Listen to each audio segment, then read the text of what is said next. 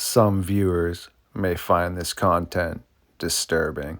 Viewer discretion is advised.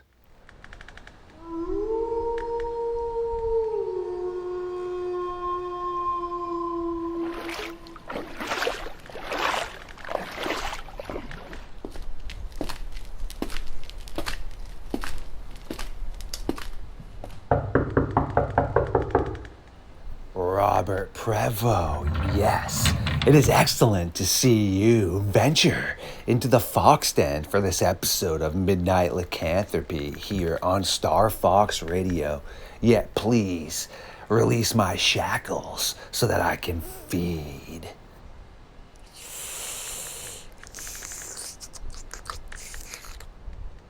Absolutely delicious. And it is imperative to make sure that my power sources are fully charged and amped up if you want me to stalk the infamous Dogman.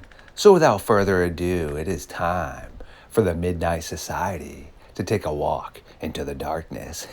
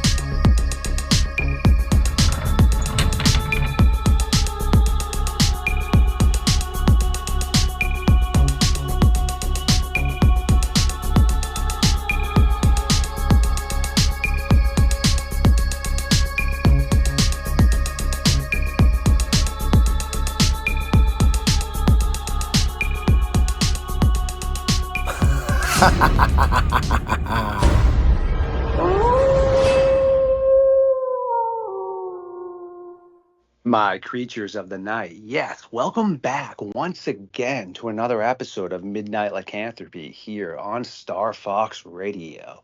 We have an amazing host slash guest tonight that has a very like mindset as I when it comes to potentially figuring out what is going on with the Dogman. I would like to hand the mic over to my friend Robert. Hey there, Kenny. I sure do appreciate it. And I hope everybody's doing great tonight. I've got a little bit of a treat for you. I'm going to do a little bit of a biological and behavioral profile of the dogman so that we can kind of, start to narrow the playing field of what we're dealing with and what people are seeing. Now, this is going to be based primarily on eyewitness testimony. And of course, there's a whole lot of that. But if we tried to do it off of physical evidence, which is what we really need, that's a little harder because there's not a lot of physical evidence out there right now, right? Beautifully stated, my friend. And yes, I would love to dive into that. But first off, if you would like to tell the audience how you're doing and also what you do outside or inside of the cryptid field. And then, yes, dive into that, please. Fantastic. Hey, my name is Robert Prevo, first of all. I have a Facebook group that's known as Monstrous. I have a podcast that's Monstrous the Podcast. You can find us on YouTube. You can find us on Rumble. You can locate us on Instagram and TikTok. I've got a book out right now that's called Monstrous Arkansas, Field Guide to Mysterious Beings in the Natural State. I've been a cryptozoologist for over 20 years, and that's in the field and research. So actively in the field looking for Bigfoot, Dogman, Black Panthers, similar things like that, anything that's a true cryptid. And I've actually got a background in the paranormal, lifelong experiencer with the paranormal. Some people tell me I'm sensitive to, them being around. I'm not sure how true that is. It might be. But whenever I'm actually getting paid to work, I work as a mental health technician for a company here in Arkansas. Wow, beautiful stuff right there. Excellent. I appreciate you sharing that. And this must be how you know my buddy Todd. which he also referred me to you as well because he's the Arkansas state rep. And have you joined officially with the NADP yet? Because we could definitely use some people that specialize in some of the other aspects. Because, like I said, I mean, I get reports that come in like a ton that it's good to make sure that I can, hand those off to people because I'll listen to anyone for a bit, but I tell them, hey, it's kind of falling on deaf ears, and they'll be like, what do you mean? Well, I don't have good information or advice for you on this specific topic. I specialize in the Dogman. So it's just good to make sure to have individuals such as yourself. So I have. I'm actually his lead investigator for the state of Arkansas. excellent. Well, keep going, my friend. You got some good stuff. All right, you ready for this profile? Yes, sir. All right, fantastic. We'll get started. So, typically, when we look at the Dogman, we're going to look at three possibilities. The first of those is the natural or biological, which is what all cryptozoologists are looking at because cryptozoology focuses on actual flesh and blood animals. Generally, we're looking at animals that either haven't been proven by science and live basically in folklore and legends of indigenous people, or we're looking at animals that once existed and seem to either be extinct or are so rare that they're only seen once every decade or so. The second is what we call preternatural. And what that is essentially it is a biological being, but there's something a little odd in there. So, whenever we talk about Bigfoot and maybe Bigfoot is able to cloak or something like that, well, then that would be something a little beyond what we would call the biological. So that'd be a step below supernatural, but not quite just natural. So it's called preternatural. Just up above that is supernatural, where it's unknown. We don't know if it's biological, what it's made out of, but it seems to have the ability to appear biological at times. So that would fall under like whenever somebody sees a ghost. Well, when you see a ghost, usually it looks like a human being, a male or a female, a kid, something like that, but then it just dissipates. So where it once looked like it was something biological, it's not. So these are the three things that we're dealing with, which is either going to be natural, preternatural, or supernatural. Now, if we look down through the natural, which is what I usually work with, then we have to look at eyewitness accounts. And that stands also true with the other two columns that we're looking at as well. So we're trying to find common denominators in what eyewitnesses are reporting. Not every eyewitness report is the same. You may have one where the creature is extremely vicious. And again, don't forget, we're talking about Dogman. So could be extremely vicious. Might always appear male, might appear female, might be 8-10 foot tall, might only be about 5 or 6 foot tall. But usually there are some common denominators whenever you start going through the very heavy accounts that we have. So what we're going to look at is a canine-like head, raccoon-like hands, digitigrade to plantigrade feet, a compressed rib cage, and what we would call a dorsal hump or those big trapezius muscles on the back. So once we start to break that down and we don't make any assumptions because, the name Dogman makes you want to think, okay, well, this is a wolf that is walking up on two legs and for some reason has hands. Well, there's a little bit of a problem with that whenever you look at it biologically. If you look at the fossil record or if you look at evolutionary records, canines or canids have never ever evolved hands that are anywhere similar to those of a human being. Right off the top of my head, if you look in North America, there are only a few creatures that actually have hands or front paws that are going to be anywhere similar. So you're looking at the raccoon and the squirrel primarily. Of course, you will have the opossum and a couple of others. But raccoon, keep that one in mind. So the canine-like head is the one that really throws everybody off. And we automatically assume that the creature is going to have to be a canid of some kind, which may be a little bit of a misnomer. When you look at all of the animals that fall within the carnivore tree, most of those have a head similar to that. What you had is the carnivorans divided.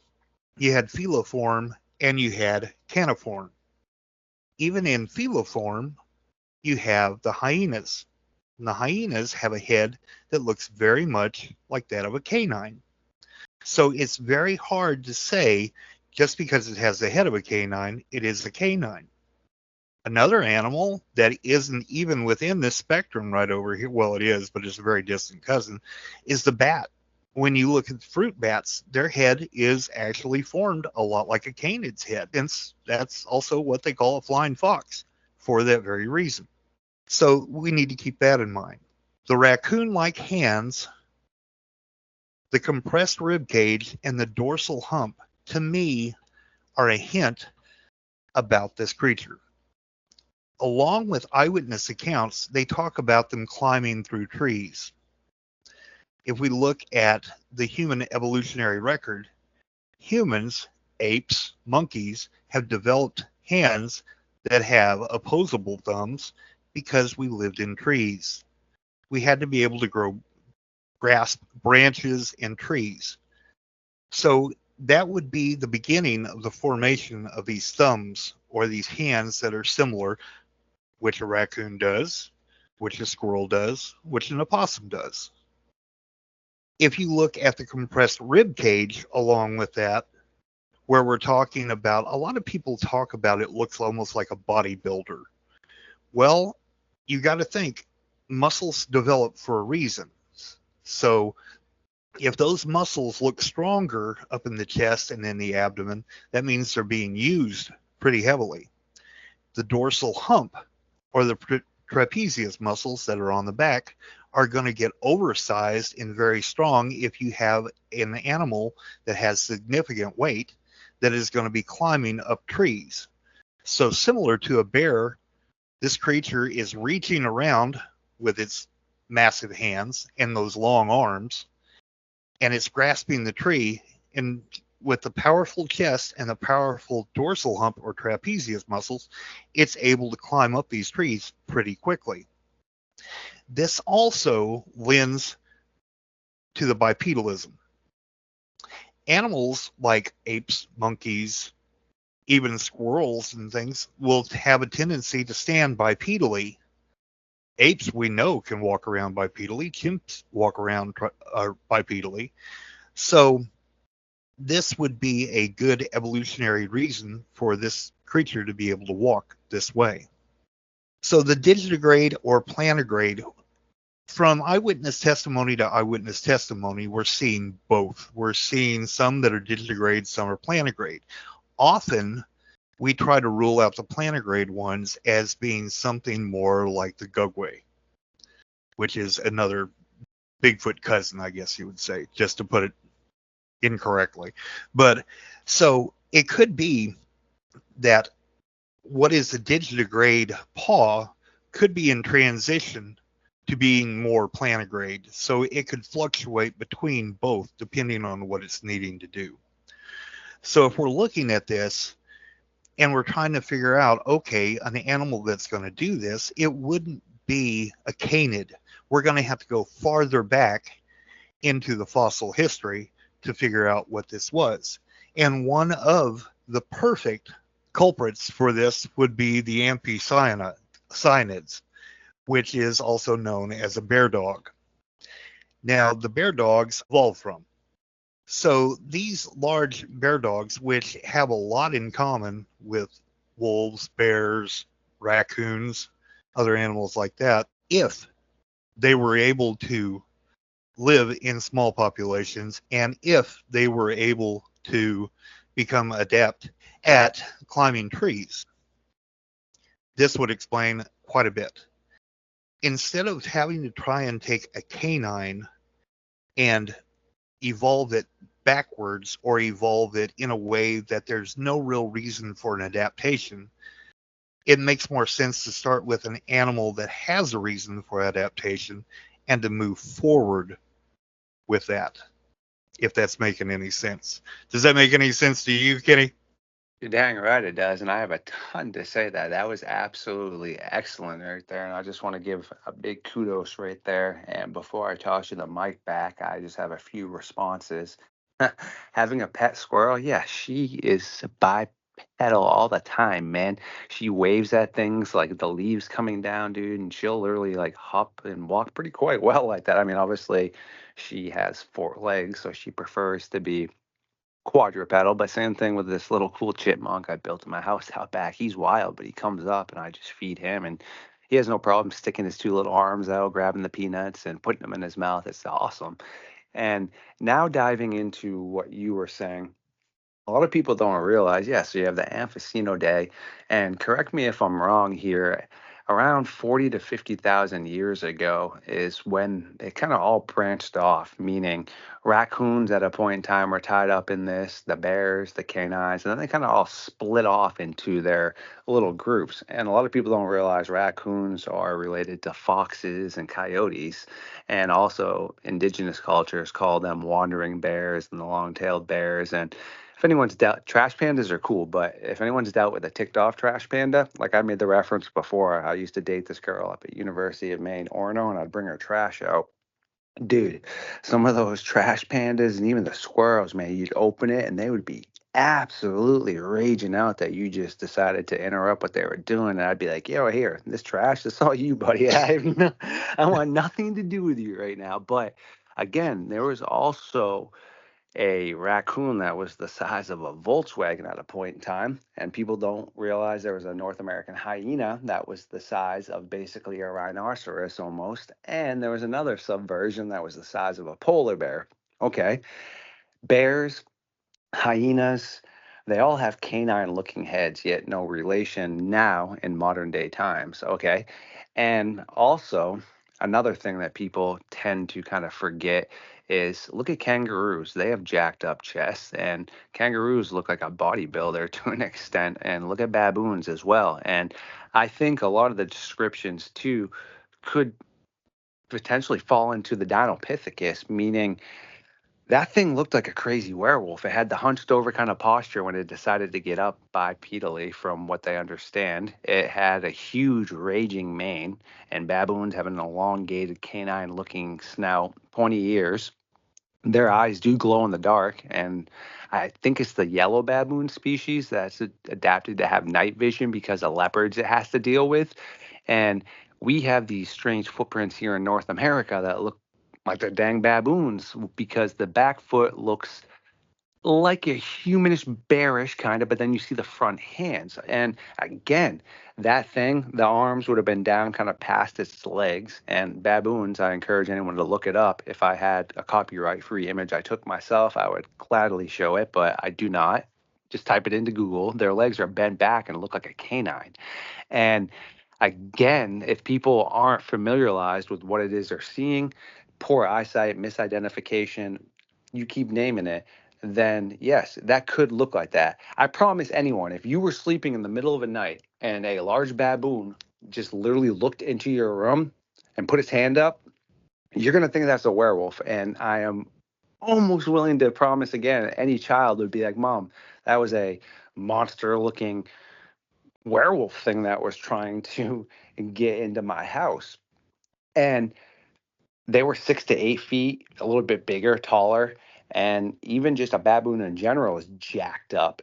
I don't know. Where do you kind of stand on that too? Do you think that could fall into line? Because I'm definitely on board with you with the Amphiceno days as well. But I think the Dinopithecus and giant baboons are having something to do with the baboon-looking dogmen, the Gugway, and Linda Godfrey herself even said that she wishes she didn't refer to it as "quote unquote" a dogman because it's not a dogman. I agree 110%. I don't think it's very hard to nail this all down to one particular guilty party. We also have to take into account a lot of things ever since we colonized North America, we've been bringing stuff over from other countries, and we know for a fact that a lot of these animals have disappeared.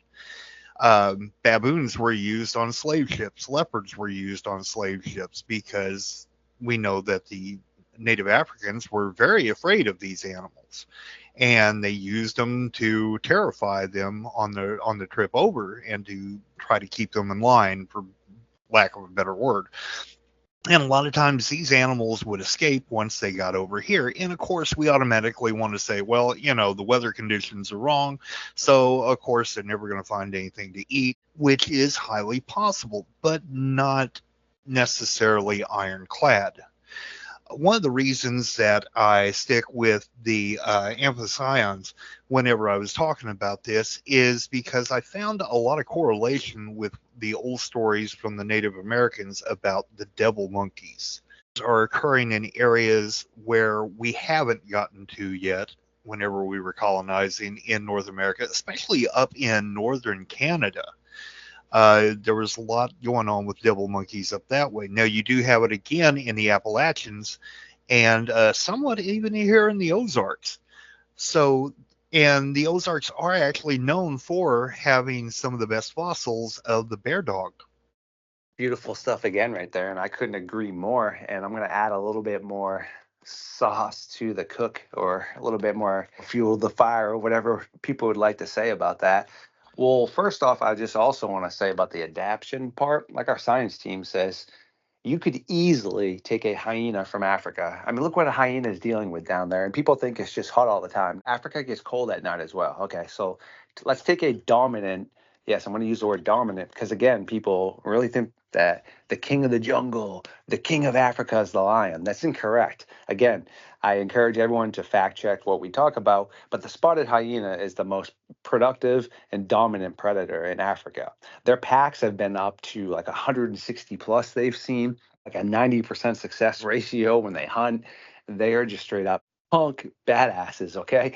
So now take them away from dealing with leopards, with elephants, with lions, right? And now let's put them in Arizona. Okay, very similar atmosphere. Let's put them in California, very similar atmosphere. Let's put them in Florida, again, similar. They have no predators to really deal with. So as long as they had potentially enough to not interbreed and develop, then they're easily going to adapt. Same thing with baboons. Okay. And people also don't realize, in a ton of other countries, baboons go into villages and take little kids, take pets, and they consume them as well. Okay. Which is a lot of the behaviors people have seen or claimed with like these dogmen like people. And I don't know if you've heard of Forrest Galanti. He is this really awesome biologist, nerd, kind of like myself. And he was talking about how the chupacabra, where he thinks that came from, is back to what you were just saying. There was a point in time where a ton of thylacines, which are, the Tasmanian tigers, were on this boat that was being sent for trade and, like you said, exotic animal pets, etc. And the boat crashed near Florida and down south, and all these things escaped. And he believes that that's a lot of the reasons that people have seen the chupacabras down in those areas. I could agree with that. I could definitely agree with that. That makes perfect sense to me. Because you have to think too that if you're someone who has never seen an animal that even science has identified in another country, and all of a sudden this thing pops up on your shore or in your backyard or whatever, your first inclination is this is some kind of mutant, this is some kind of monster, this is something I don't know what I'm dealing with. Again, preach, my friend, 100%. And I'll use an example. So let's say you and I had no idea what a baboon or a kangaroo was, okay? Let's just revert back in time. We personally have not seen this, and we've never contacted anyone that's been able to tell us. You and I are out walking around, finding some food, foraging, whatever. And all of a sudden, we'll start with this. A kangaroo just pops its head up, right, out of the bushes. And we've never seen this thing. Okay, bodybuilder, jacked up chest, arms like a man, ears pointy, elongated snout. Would that not look quote unquote canine-ish, right? And again, let's remove that now. We're out and about. Boom, a baboon just pops up, a large massive baboon with a mane, yeah, with his crazy teeth making the insane noises with its human hands. Would that not look like a man wolf or a man beast? Absolutely, absolutely. And with a lot of the culture, the way, I hate to do this, but the way Christianity was back in the day, that has a tendency to everything that looks unnatural, whether it be natural or not, automatically becomes evil and demonic. So true, my friend. And again, also like you were saying with the fruit bats, yeah, the flying foxes, super cool. But yeah, their face looks like a canine, like a wolfish kind of. So it really all just ties into that. And I just encourage people because it's awesome that you're a cryptozoologist and you actually will take a second to listen because I can't remember who invited me to this cryptozoology Discord. I'm not going to say the name because I don't try to diss people, whatever. But either way, I'm invited to this Discord. It's supposed to be about, as you stated, correct me if I'm wrong, the science of unknown animal species. Okay, well, looking at Sasquatch, which I'm down with, but then they're looking at some pretty things that are hard for me to wrap my mind about and believe. But either way, so I present the whole, like Dogman thing, and immediately two of them people, one was an insect specialist and somebody else, whatever, and they just start like trolling me. And I usually never respond, but I did respond not in a bad way, but just was like, well, you say there's no evidence here, but I mean, there's references in 290 BC, there's references in the Egyptian timeframes, way before there's ever a reference of Sasquatch. Yet, for some reason, it's okay for everyone to like listen to that, but yeah, I can present just as much if not more, and I'm not trying to be uh, boisterous here, but there's just as much Dogman evidence as there is with Sasquatch, if not more, and there's way more Dogman evidence than there is for UFOs, and light year more than there is for Mothman and Loch Ness Monster and all this other stuff. Yet the wheels are churning on that, and people think I'm like on something, quote unquote, which one of the comments was, "What's this dude on?" I was like, "Yo, Skittles." But So yeah, absolutely. I mean, I've run into that for quite a long time too. And like I told you before, I'm a field investigator first with over 20 years in the field. And my first rule, like I've told my team, I said, I don't care if people are telling you that they saw a one horned, one eye flying purple people eater. We're going to take the account, we're going to take the eyewitness account, we're going to collect whatever evidence we can, and we're going to set it to the side. Because if you discount those kind of stories and you just write them off as nonsense, and 20 years from now, there's two or three people that see the one-eyed one horn flying purple people eater, and they're on the same block as the guy 20 years before, you've done a disservice to the subject. You have to approach this scientifically and unbiased, and that's what cryptozoology is. You have to remember there were things like the infield horror that happened. There were the goblins of Kentucky. There were, I could name the lizard man. There were goat man, different things that pop up. And yeah, a lot of that seems to have a little bit of a paranormal undertone to it. But if you look at strictly the cryptozoological side of it, just for the sake of gathering the information, and you set all the theories off to the side, you start to do what your job really is, which is to examine the evidence for what the evidence is. isn't that well stated right there, my friend? And that's why I'm actually really glad you're part of the North American Dogman Project because we need to have people that are actually able to comprehend things and just be subjective and objective and just approach the topics like that. And before I ask you a final question and let you get back to the busy schedule you have as well, I wanted to make a comment about the goat man, meaning I personally have a hypothesis that I would like to get up to a theory that when people are seeing goat men a lot of the times, I believe it's the quote unquote dogmen wearing skulls and such. And the reason I say that is there's been a ton of indigenous lores where they, skinwalking stuff, etc., wearing the skulls of deer, whatever. And I have a ton of reports. Again, could be misidentification. One was this group of younger children that heard strange dancing and chanting, and they looked over in the field a distance away and saw what looked to be like wolf people dancing around, and one had a skull on. and was seemingly in the middle, and they were chanting all around, and they went off into the forest. There's the cases of the Beast of Bray Road where, yes, there was cultist activity going on, so who knows? Yet there obviously was the Beast of Bray Road, but they have bulldozed it now, local officials. But there was an area where there was a tree that had all these skulls of animals set up on it and huge holes with animal body parts all stuffed into them. Interesting. And then again, we have reports of them wearing branches basically as like a crown. Like one person said he was out hunting and heard snap, snap, snap, and looked over and saw in the distance what looked to be like a dog-like person with a mask on. So I just wanted to hear your thoughts on that. And then basically the last question I had for you is why do you think that people are willing to think reptilians and the Loveland Frogman and all this trolly stuff is legit, yet I get laughed at when I try to present evidence ranging all the way back to the Egyptians. Okay, so let me address the horns first. Do keep in mind that even human beings at certain times have had mutations where horns have appeared. So there's no reason that another biological animal could not have that same mutation every so often. Or it could be that what we are seeing is some form of a more dominant or more alpha one, or it could be something completely different. That could be something where we're stepping into the realm again of the preternatural or the supernatural. It's hard to say. Again, you're going to have more physical evidence. One of those weird things. As far as people wanting to and being so willing to believe in some of the really strange things and just denial of other things, I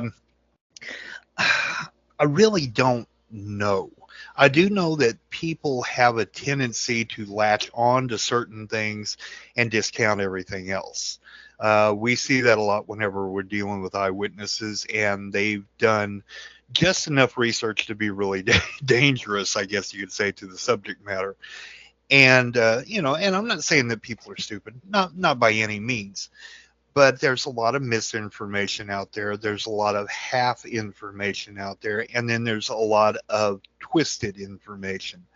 Um, when we get into Dogman, of course, there is always this urge to parallel it or put it in the same genre as a werewolf, from movies and from legends and from lore, which you're getting into the supernatural then when you get at that point, because you're talking about a human being who has actually been cursed to turn into a wolf when there's a full moon. Then you've got the silver bullets and la la la la la. Okay, so that would not be what a dog man is, because if we're looking at it cryptozoologically, we're saying that there is a species of some type of animal out there that is able to walk on two legs, that looks a whole lot like a wolf. We're not sure if it's a wolf. We don't know. We're collecting information right now. And a lot of times we want to jump to all these conclusions when we don't have any information to base any of our conclusions on.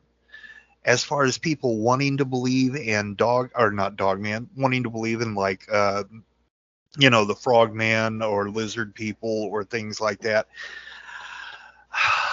I wish I had a good answer for you, buddy, because I've tried to figure that out. And, people like to go down rabbit holes. And I think if it feeds into either their political, religious, or other beliefs without getting too far into it, they're going to latch onto it and they're going to go. And I think it also has to do with somebody that they trust told them about this thing and about why it's so real and why something else is fake, and they just go with it.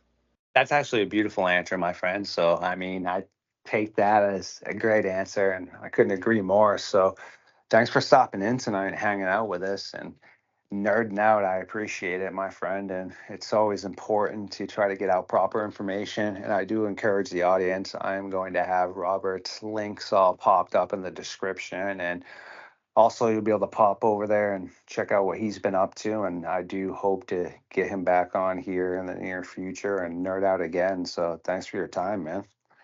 Absolutely love nerding out with you, Kenny. I enjoyed every second of it. And please, I'd like you to drop by Monstrous, and I intend to have you on our Monstrous to podcast just as soon as I get an open spot. Thank you for everyone who once again stopped by tonight for this episode of Midnight Lycanthropy here on Star Fox Radio. If you do enjoy my content, please like, subscribe, share it, and comment. Please feed the algorithm. And remember, massacres make the dream work, or something like that.